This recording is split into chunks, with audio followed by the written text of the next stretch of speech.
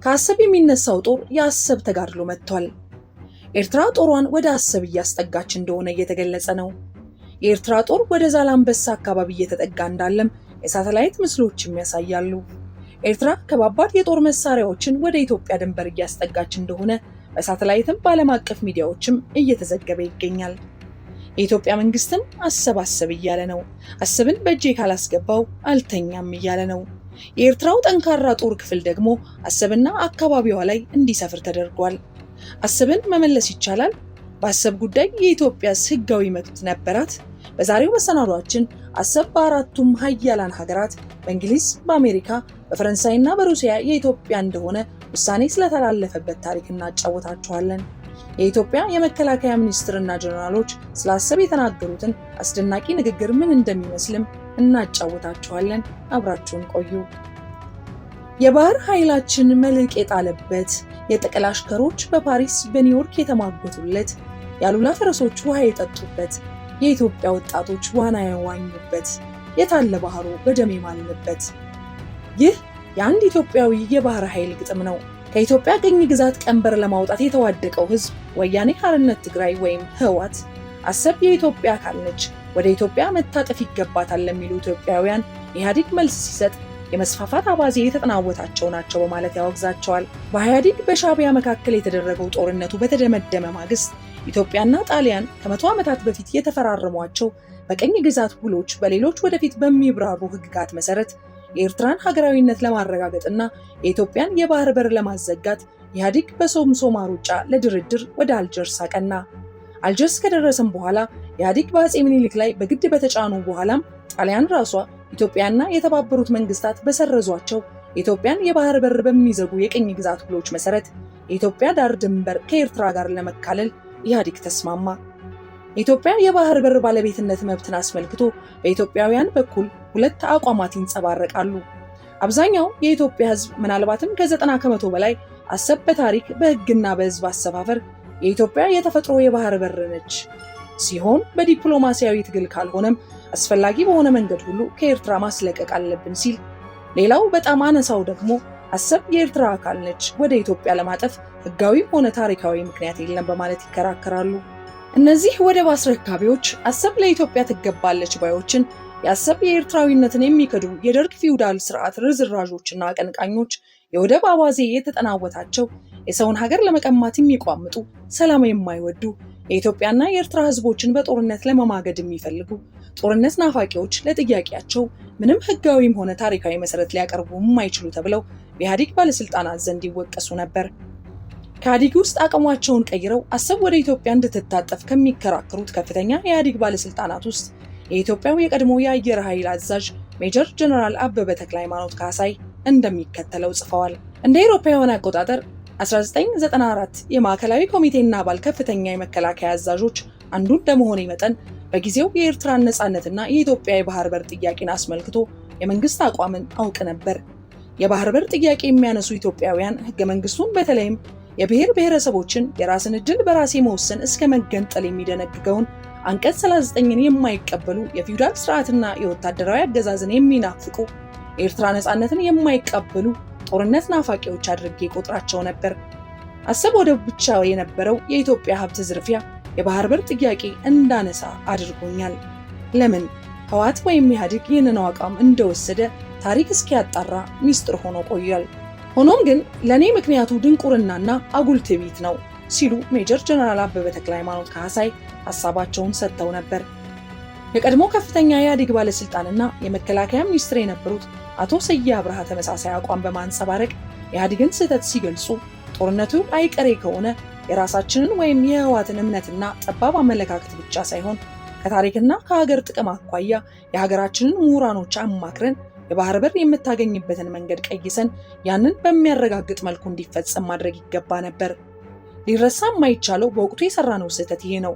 ይህ ደግሞ ያመጣነው የራሳችን ግትርነት ነው። እኔ ብቻ ነኝ ትክክል ብሎ ሙጭጭ ማለት ራስን መፈተሽና የሌሎችን ሐሳብ ለማድመጥ አለመሞከር የኖረ የድርጅቱ ችግር ነው ሲሉ አቶ ስዬ ጸጸታቸውን ገልጸዋል። በአሁኑ ጊዜ ብዙዎች የኢህአዴግ አባላት በኢትዮጵያ የባህር በር መዘጋት እንደ ብዙዎቻችን ኢትዮጵያውያንና ኢትዮጵያዊነት ከቁጭት አልፎ እንደሚበግኑ አያጠራጥርም። በተመሳሳይ መልኩ ከፍተኛ የህወሓት ወይም የኢህአዴግ አመራር አባላት የነበሩ ግለሰቦች የአሰብ በኤርትራ መያዝ በሀገር ላይ ከፍተኛ ጉዳት ያደረሰ መሆኑን በመገንዘብ በነበራቸው አቋም መጸጸታቸውንና የኢትዮጵያ የባህር በር መብት ለማስከበር እንደሚታገሉ በአደባባይ ቃል ገብተዋል። አንዳንዶቹ ሁኔታውን በፈቀደ ሁሉ እየታገሉም ነው። በምሳሌነት አቶ ገብሩ አስራት የቀድሞ የህወሓት ከፍተኛ ባለስልጣንና የትግራይ አስተዳዳሪ የነበሩ በአሁኑ ወቅት የትግራይ ለዲሞክራሲና ሉዓላዊ ፓርቲ ወይም አረና ፕሬዝዳንትና የኢትዮጵያ ፌዴራላዊ መድረክ ሊቀመንበር እንዲሁም ህወሓት ውስጥ ከፍተኛ ስልጣን የነበራቸውና አሁንም የመድረክ የህዝብ ግንኙነት ኃላፊ አቶ ስዬ አብርሃ፣ የአረና የህዝብ ግንኙነት ኃላፊ አቶ አስራት አብርሃምና ሌሎችንም መጥቀስ ይቻላል። በኤርትራና በኢትዮጵያ መካከል የተደረገው ጦርነት ተጠናቆ ህዝቡ ስለ አሰብ ጉዳይ የሞቀ ውይይት የሚያደርግበት በአንድ ወቅት ፕሬዝዳንት ግርማ ወልደ ጊዮርጊስ አሰብ የኤርትራ ሉዓላዊ ግዛት መሆኗን በኢትዮጵያ ቴሌቪዥን በተገለጸው ዘገባ ምስክርነታቸውን ሰጥተዋል። የኢትዮጵያን ንብረት ከአሰብ ተዘርፏል። ከአሰብ ወደብ ብቻ ከኢትዮጵያ የተዘረፈው ንብረት ከ500 ሚሊዮን ብር አያንስም። ይህም የመንግስትና መንግስታዊ ያልሆኑ ድርጅቶችን ንብረት አይጨምርም። ባለቤቶቹ የባንክ ባለ ዕዳ ሆነዋል። ብዙነህ አስፋው ከፍጥጫው በስተጀርባ የሚል መጽሐፉ ከአሰብ ወደብ በሚሊዮን የሚቆጠር ሀብትና ንብረት ተዘርፏል። የዚህ ጽሑፍ ዋና ዓላማም ታሪክን፣ ዓለም አቀፍ ሕግን፣ የቀይ ባህር አፋሮችን አንድነትና መብትን ከግንዛቤ አግብቶ የአሰብ ወደብ ህጋዊ ባለቤት ኤርትራ ወይስ ኢትዮጵያ ነች ለሚለው ጥያቄ በቂ ምላሽ መስጠት ነው። ጥያቄ ለሚያነሱ ምላሽ ለመስጠት መሞከር ሲሆን ለዛሬውም ሆነ ለነገ ትውልዶች አንዳንድ ግብዓት ለመስጠትና የአሰብ ጉዳይ እንዳሁኑ በኢትዮጵያውያን አእምሮ እየተንቀለቀለ እንዲኖርና ምላሽ እስኪያገኝ ድረስ ከዋነኛ ብሔራዊ አጀንዳነት እንዳይወርድ ለማድረግ ነው። የጽሑፉ ተጨማሪ ዓለም የኢትዮ ኤርትራ ድንበር ኮሚሽን በሄግ ኔዘርላንድስ እንደ አውሮፓውያን አቆጣጠር ኤፕሪል 13 2002 የሰጠው ውሳኔ መገምገም አይደለም። የድንበር ኮሚሽን ውሳኔ በዚህ ጽሑፍ የተጠቀሰው ውሳኔ ለኢትዮጵያ የባህር በር መዘጋት ያደረገውን አስተዋጽኦ በሚመለከት ብቻ ነው። ጠቅላላው የድንበር ኮሚሽኑ ውሳኔ ገምግሞ የአካባቢው ጂኦግራፊያዊ ታሪክና የህዝብ አሰፋፈርን ጠንቅቆ የሚያውቅ ሰው እንደሚደረግና ስህተቶችን ወይም አድሎዎች ካሉ እንደሚያወጣቸው ተስፋ ይደረጋል። በዚህ አንጻር አቶ በላይ አባይ የኢትዮጵያ መንግስት ብሔራዊ ግዛቶችን ለኤርትራ ሰጠ በሚለው መጽሐፋቸው ያደረጉትን ጥረት የሚመሰገን ነው። ዶክተር አክሎግ ቢራራም እንደሚሉት አብዛኛው ኢትዮጵያዊ ኢትዮጵያ ወደብ አልባ በመሆኗ የሚደርስባትን ጉዳት ጠንቅቆ ያወቀ እንደሆነ ግልጽ አይደለም። እንደ አብዛኛው ሀገራዊ ጉዳይ ይህንንም ገዢው ፓርቲ አዳፍኖት ተቀምጧል። ስለሆነም ገዢው ፓርቲ ስህተቱን ተገንዝቦ እርማት ለማድረግ ወይንም ወደፊት የሚያደርገውን የዲፕሎማሲያዊም ሆነ ሌላ ጥረት ስለሌለ ለባለ ጉዳዩ ለኢትዮጵያ ህዝብና ለመጪው ትውልድን በተቻለ አቅም ግንዛቤ ማስጨበጥ የጽሑፉ ሌላኛው ዓላማ ነው ሲሉ አሰብ የማናት መጽሐፍ ደራሲ ይገልጻሉ። ጽሑፉ በመጀመሪያ የአንድ ሀገር የወደብ ባለቤት መሆን የሚያመጣው ጥቅም፣ ወደብ አልባ መሆን ደግሞ የሚያስከትለው ጉዳት ከኢኮኖሚው ልማት የሀገሩን ሰላምና ደህንነት ከማረጋገጥ ኢትዮጵያ በዓለም አቀፍ ህብረተሰብ ዘንድ ከማገናኘት አንጻር ያለውን ፋይዳ ይዳስሳል። ቴዎድሮስን ለመውጋት ወደ ኢትዮጵያ የገባው በዚሁ በቀይ ባህር ወደብ በኩል በዘይላ አድርጎ ነው። አቶ ኃይለ ሚካኤል ገብረአናንያ የቀድሞ የተባበሩት መንግስታት ባለስልጣን ከኤርትራ ጋር የተደረገውን ጦርነት አስመልክቶ በጦርነቱ ወቅት በሰጡት ቃለ ምልልስ በቅርብ ጊዜ የሆነውን በመገምገም ወደ ኤርትራ የሚጫነው የጦር መሳሪያ ኢትዮጵያን ለመውጋት መሆኑን ገልጸው የራሳቸው የባህር በር ቢኖረን ኖሮ ጠላት የኢትዮጵያን መሬት ሳይረግጥ መሳሪያውን መቆጣጠር ይቻል እንደነበር፣ አሁን ግን የመሬታችንን ድረስ እስኪደርስ እጃችንን አጣምረን እያየን መሆኑን ቅሬታቸውን ገልጸዋል። ከታሪክ መሪር ተሞክሮዎች በመነሳት ነበር ኢትዮጵያ በምጽዋ ጠንካራ የባህር ኃይል ገንብታ የኢትዮጵያን የጦር መርከቦች ባለቤት በመሆን የኢትዮጵያን የጦር መርከብ ቀይ ባህርን እያሰሱ እስከ ሜዲትራኒያንና ህንድ ውቅያኖስ ድረስ ይዘልቁ የነበረው። እንደ ዛሬ ኢትዮጵያዊነት በዘር በማይመነዘርበት ዘመን የመጀመሪያ የጦር መርከብ ስሙ ዘርአይ ደረስ ይባል እንደነበር መዛግብት ያስረዳሉ። ዛሬ ሁኔታው በሙሉ የተገላቢጦሽ ሆኖ አሰብ የነበረው የባህር ኃይሉ ቅርንጫፍ ጣቢያ ወይም ቤዝ በኤርትራውያን እጅ ወድቆ እንደ ጥንቱ አሰብ ኢትዮጵያን ለማጥቃት ዋነኛ መግቢያ በር ልትሆን እንደምትችል መገመት አያዳግትም። በሻዕቢያና በደርግ መካከል የነበረው ጦርነት ተደምድሞ አሰብ የነበረው የባህር ኃይሉ ማዕከል ተዘግቶ የኢትዮጵያ የባህር ኃይል ተበታትኖ ወደ የመን ይሸሹ ከነበሩት የባህር ኃይሉ አባላት አንዱ እንዲህ ሲል አንጎራጎረ ይባላል። የባህር ኃይላችን መልህቅ የጣለበት፣ የጠቅል አሽከሮች በፓሪስ በኒውዮርክ የተሟገቱለት፣ ያሉላ ፈረሶች ውሃ የጠጡበት፣ የኢትዮጵያ ወጣቶች ዋና የዋኙበት፣ የታለ ባህሩ በደም የማለበት። ከዚህ በታች በዝርዝር እንደተገለጸው ኒውክሌር መሳሪያ ለመታጠቅ መንፈቅ የሚቀራት የኤርትራና የግብፅ ወዳጅ ኢራን በአሰብ አካባቢ ጦሯን አስፍራለች የሚለው ዘገባ በአንድ ወቅት በዓለም አቀፍ ሚዲያዎች ተደምጧል። መሃል የኢትዮጵያ ከኤርትራ ጋር በጠላትነት እስከተፋጠጠችበት ድረስ አሰብ የጠላት መርከብ ማረፊያ ሆና የጦር አውሮፕላኖች ከመርከቦች ወይም ከወደቡ እየመጠቁ ተነስተው ኢትዮጵያን ለማጥቃት ይችላሉ። ወይንም ጠላት ጦሩን አሰብ ላይ አሰፍሮ ወደ ኢትዮጵያ ለመዝለቅ አመቺ የሆነ በኢትዮጵያ ደሃ ገበሬ ሀብት የተገነባ ጥሩ መንገድ አለለት። ለማጠቃለል አንድ ሀገር የወደብ ባለቤት መሆን አለመሆን የሀገሩ ድክመትና ጥንካሬ ምን ያህል ወሳኝነት እንዳለው ፕሮፌሰር ሹመት ሲሻን የራሳችንን ታሪክ በመጥቀስ ቁልጭ አድርገው እንደሚከተለው አስቀምጠውታል። ኢትዮጵያ በታሪኳ ያለፈቻቸውን መነሳትና መውደቅ ከባህር በር ጋር የነበራትን ቅርበትና ርቀት ቀጥተኛ የሆነ ግንኙነት አለው። የባህር በሮቿ በእጇ በነበሩበት ዘመን የተከበረችና የበለጸገች ኢትዮጵያን መመስረት ተችሏል። በአንጻሩ የባህር በሯን በተነጠቀችባቸው ዘመኖች ኢኮኖሚያዋ የኮሰሰ፣ ባህሏ የደበዘዘ፣ ፖለቲካዋ የተናጋ ኢትዮጵያን በተደጋጋሚ አይተናል። በኢትዮጵያ እጅግ አንጸባራቂ የነበረው የአክሱም ስልጣኔ እንዲያመግነኑ በሌላ አጋጣሚ ሳይሆን አክሱም በቀይ ባህር በኩል የራሷ ወደብ ስላላት ነበር። በሁለተኛው ዙር ኢትዮ-ጣሊያን ጦርነት ሰዓት ኢትዮጵያ በጅቡቲ በኩል ጦር መሳሪያ ለማስገባት አስባ ነበር። ሆኖም ግን ፈረንሳይ ተቃወመቻት። በጦርነት ጊዜ ሁለት ባቡሩ በኢትዮጵያ ግልጋሎት ስር ይውላል የሚለውን በመጣስ እንደ አውሮፓውያን አቆጣጠር በ1935 እና 36 ጦርነት ጊዜ ኢትዮጵያ የጦር መሳሪያ በጅቡቲ በኩል ለማስገባት ስትሞክር ፈረንሳይ ውሉን በመጣስ አሻፈረኝ ብላ ከለከለች። ይህ መሳሪያ የማስገባት ክልከላ ለኢትዮጵያ በጦርነቱ መሸነፍ ከዋነኞቹ ምክንያቶቿ አንዱ ነበር። ኢትዮጵያ ወደ ባህር በር የሚዘልቀውን ባቡር ብትጠቀምም ወደብ አልባ ከመሆን አልዳነችም። ኢትዮጵያ ከባህሩ አካባቢ የሚያገለግሉትን የቅኝ ገዢዎች ውል ባትቀበላቸውም ካለ ወደቦቿ በጎረቤት ሀገራት ቅኝ ገዢዎች ጫና ስር መውደቋ አልቀረም።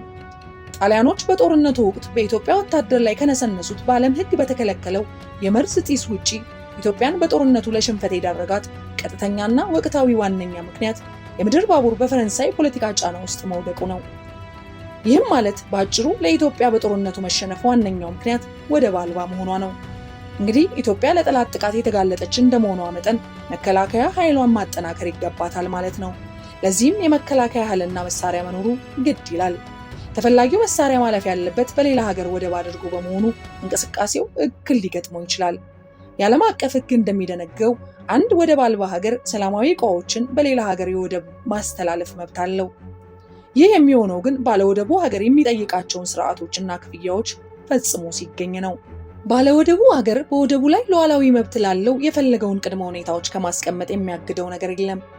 ለምሳሌ አንዱ ሀገር የጦር መሳሪያ በወደቡ አድርጎ ወደ ሀገሩ ለማሻገር ቢፈልግ ይህ ከጠላት ለመከላከል ከሚያስፈልግ በላይ ነው ማለት ማስተላለፍ ሊከለክለው ስለሚችል የወደብ አልባው ሀገር ሉዓላዊነቱ ዘወትር በቋፍ ላይ ነው ማለት ይቻላል። የባህር በር ከኢኮኖሚው ጠቀሜታ ይልቅ የሀገርን ነፃነትና ደህንነት ከማረጋገጥ አንጻር የሚኖረው ሚና የላቀ ነው። በአንድ ወቅት የኢትዮጵያው ጠቅላይ ሚኒስትር አቶ መለስ ዜናዊ ወደብ ሸቀጥ ማስተላለፊያ መሆኑንና ራሱም ሸቀጥ ስለሆነ እንደ ማንኛውም ሸቀጥ ዋጋ አደራድሮ ከረከሰበት ሄዶ መግዛት እንደሚቻል ተናግረው ነበር። ሆኖም ጠቅላይ ሚኒስትር መለስ ካሉት በተቃራኒው ወደብ ከሸቀጥነቱ አልፎ የህልውና ጥያቄ መሆኑን ብዙዎች ይቀበሉታል። ሳሙኤል ፔት ሜርፊ ስለ ኢትዮጵያ የባህር በር መዘጋት የሚከተለውን ብለዋል።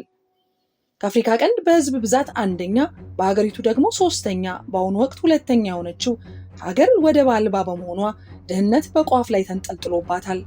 ጠቅላይ ሚኒስትሩ የባህር በር የሀገርን ነፃነትና ደህንነት በማረጋገጥ በኩል ያለውን ወሳኝነት ሳይገነዘቡት ቀርተው ሳይሆን ሸቀጥ ማስተላለፊያ ነው ያሉት ኤርትራ የአሰብን ወደብ መከልከሏን ምክንያት የሚበግነውን ህዝብ ለማዘናጋት ይመስላል።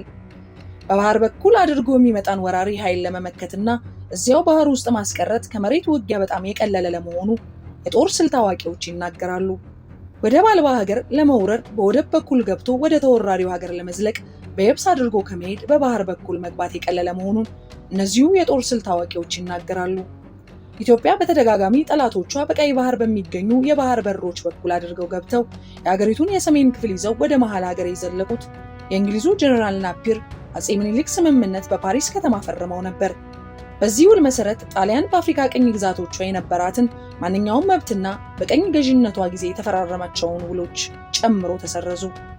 የአራቱ ሀያላን ሀገራት ምክትል የውጭ ጉዳይ ሚኒስትሮች ለዚሁ ሀገራት የውጭ ጉዳይ ሚኒስትሮች የቀድሞ የጣሊያን ቅኝ ግዛት መጻኢ ዕድል መሆን እንዳለበት የውሳኔ ሀሳብ እንዲያቀርቡ ታዘዙ። በዚህ መሰረት የፈረንሳይ ተወካይ ባቀረቡት የውሳኔ ሐሳብ በዙሳ ገልፍና በፈረንሳይ ሶማሌላንድ ያለው የባህር ዳርቻ አሰብን ማለት ነው ከሙሉ ሉዓላዊነት ጋር ለኢትዮጵያ እንዲሰጥ ሲያሳስብ፣ የአሜሪካ ተወካይ ደግሞ የደንከል ጠረፍ አንድ የአከለ ጉዛይ ሰራኤ ወደ ኢትዮጵያ እንዲጠቃለሉ፣ እንግሊዝ በበኩሏ የደንከልን ረጅም የባህር ጠረፍ አሰብን ጨምሮ ወደ ኢትዮጵያ እንዲካለልና የአፋር ሕዝብ አንድነቱ እንዲጠብቅ ሐሳብ አቀረቡ። እዚህ ላይ እንግዲህ ኤርትራ ጉዳይ ባለቤቶች የነበሩት አራቱ ሀያላን ሀገራት የኤርትራ የወደፊት ዕጣ ምን ይሁን ምን የኢትዮጵያ የባህር በር መብት አረጋግጠዋል። ይህ ነው አሰብ ከጥንት ጀምሮ የኢትዮጵያ ናት የሚያስብለውም። የእነዚህ አራቱ ሀያላን ሀገራት አቋም የዓለም አቀፍ ሕግ አካል ሆነ።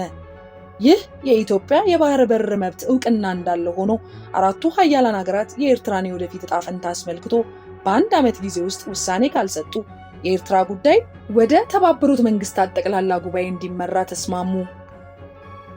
በዚህም መሰረት የተባበሩት መንግስታት ጠቅላላ ጉባኤ የመጀመሪያው ኮሚቴ ወይም ፈርስት ኮሚቴ እንደ አውሮፓውያን አቆጣጠር በሜይ 13 1949 በ34 የድጋፍ ድምጽ በ16 የተቃውሞና በ7 ድምጽ ተአቅቦ የምዕራቡ ኤርትራ ከሱዳን ጋር እንዲቀላቀል የተቀረው ኤርትራ ደግሞ ሙሉ ወደ ኢትዮጵያ እንዲታጠፍ የሚለው የኮሚቴው ሐሳብ በጠቅላላ ጉባኤው በ2/3 ድምጽ ስላልተደገፈ የውሳኔው ሐሳብ ውድቅ ሆኖ ለኤርትራ ጉዳይ የመፍትሄ ሐሳብ እንዲሹ በጠቅላላ ጉባኤው የውሳኔ ቁጥር 289 በርማ፣ ጓቲማላ፣ ኖርዌይ፣ ፓኪስታንና ደቡብ አፍሪካን የያዘ አንድ ኮሚሽን ተቋቋመ። ይህ ኮሚሽን በተባበሩት መንግስታት ጠቅላላ ጉባኤ የሚከተለውን ቀጥሎ ያለውን መመሪያ ተሰጠው። አንደኛ፣ የኤርትራ ህዝብ የተለያዩ ሃይማኖቶችና ህዝባዊ ማህበራትን የጎሳ አባላትን ፍላጎት ተገንዝቦ እንዲሁም የኤርትራ ህዝብ ራሱን ለማስተዳደር ያለውን አቅም አገናዝቦ፣ ሁለተኛ፣ የምስራቅ አፍሪካን ሰላምና ደህንነት ከስሌት ውስጥ አስገብቶ፣ ሶስተኛ፣ የኢትዮጵያ በጂኦግራፊያዊ፣ በታሪክ፣ በዘር፣ በኢኮኖሚ ተመስርታ የምታነሳው በተለይም የኢትዮጵያ ተገቢና ህጋዊ የባህር በር ባለቤትነት ጥያቄ አዎንታዊ መልስ እንዲያገኝ ኮሚሽኑ ለተባበሩት መንግስታት ጠቅላላ ጉባኤ የውሳኔ ሐሳብ እንዲያቀርብ ታዘዘ። ለስራው ክንውን እንዲረዳ የተለያዩ ኮሚቴዎች ተቋቁመው የተባበሩት መንግስታት ሰንደቅ ዓላማን እንደ አውሮፓውያን አቆጣጠር በጃንዋሪ 10 1950 በአስመራ ተተከለ። ኮሚሽኑ 40 ህዝባዊና 30 ምስጢራዊ ጠቅላላ 70 ስብሰባዎችን አካሄደ። ኮሚሽኑ እንደ አውሮፓውያን አቆጣጠር ከፌብሩዋሪ 29 1950 እስከ ማርች መጨረሻ ባለው ጊዜ ውስጥ በኤርትራ ግለሰቦችም ሆነ ቡድኖች ማንኛውም የህዝብ ተወካዮች ሐሳባቸውን ለኮሚሽኑ እንዲያቀርቡ ተጋበዙ።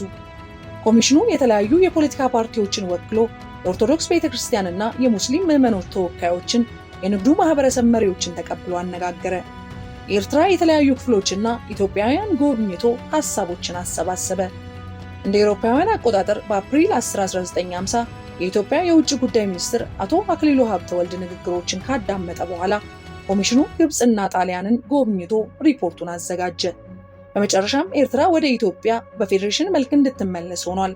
በሁለተኛው የዓለም ጦርነት አሸናፊ የነበሩት አራቱ ሀገራት የተባበሩት መንግስታት ጠቅላላ ጉባኤና ጣሊያን የኢትዮጵያንና ኤርትራን አስመልክቶ የደረሱባቸውን ውሳኔዎች አሰብ የኤርትራ አካል ሳትሆን ጣሊያን ከኤርትራ ጋር ደባልቆ እስከ ፌዴሬሽኑ ስለገዛት በጣም ጥቂት ኢትዮጵያውያን አሰብና ኤርትራን መለየትና አሰብ የኢትዮጵያ ሉዓላዊ ግዛት መሆኗን መቀበል ይቸግራቸዋል።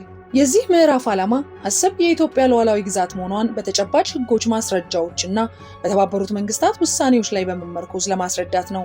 በታሪክ አሰብ ማለት ጠቅላላው የአፋር አውራጃ የኢትዮጵያ አካል እንደነበረች አጼ ምኒልክ ግዛታቸውን ለዓለም ያስተዋወቁበት ደብዳቤና ሌሎች መረጃዎችም አሉ። እውነታው ይህ ሆኖ ሳለ በኢህአዴግ ስህተት አሰብ ተላልፋ ተሰጠች። ከላይ የሰማችሁት ጽሑፍ አሰብ የማን ናት ከሚለው ከዶክተር ያዕቆብ ኃይለማርያም የተወሰደ ነው።